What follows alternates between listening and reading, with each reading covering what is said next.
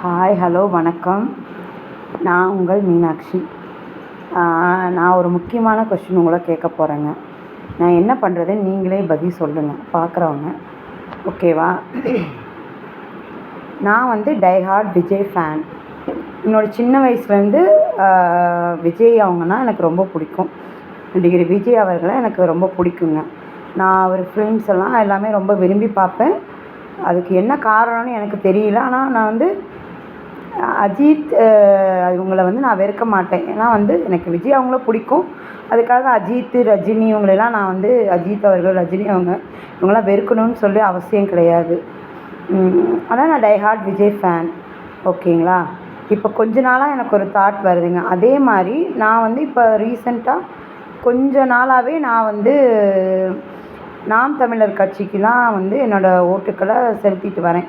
ஒரு 4-5 இயர்ஸாகவே நான் வந்து நாம் தமிழர் கட்சிக்கு தான் ஓட் போட்டுட்டு வரேன். ஆனால் இப்போ புதுசாக வந்து விஜய் வந்து தமிழக வெற்றி கழகம்னு ஒரு கட்சி, அரசியல் கட்சி தொடங்கியிருக்காங்க. எனக்கு ஒரே கன்ஃபியூஷனாக இருக்குது. ஆனால் எனக்கு என்ன பண்ணுறதுன்னு ஒன்றும் புரியல. விஜய் அவர்களும் வந்து தகுதியானவங்க தான். ஏன்னா 200 கோடி சம்பளத்தை விட்டுட்டு அரசியலுக்கு வர்றதுங்கிறது சாதாரண விஷயம் கிடையாது.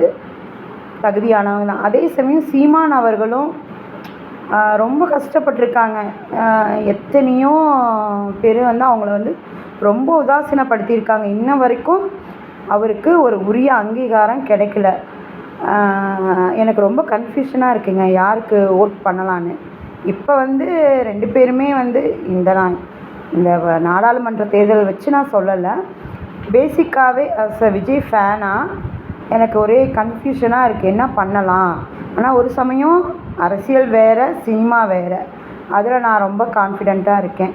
ஏன்னா அரசியலுங்கிறது வேறு, சினிமா வேறு.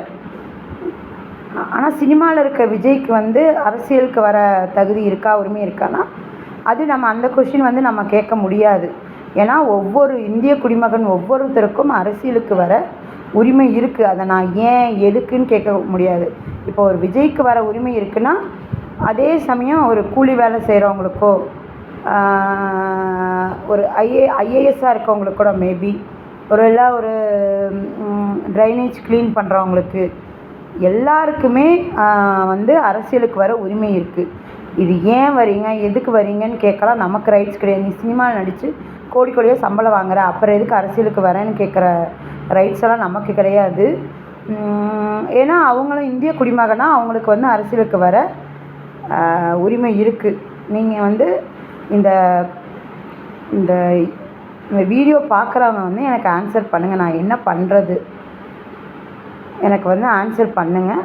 நான் சும்மா சஜஷனாக தான் கேட்குறேன். ஆனால் இறுதி முடிவு என்னோட தான். நான் என்ன தோன்றனோ அதை தான் செய்வேன். ஓகேங்களா? எனக்கு வந்து சும்மா கமெண்ட் பண்ணுங்கள். நான் என்ன பண்ணுறதுன்னு எனக்கு கமெண்ட் பண்ணுங்கள். ஓகேவா? பாய்.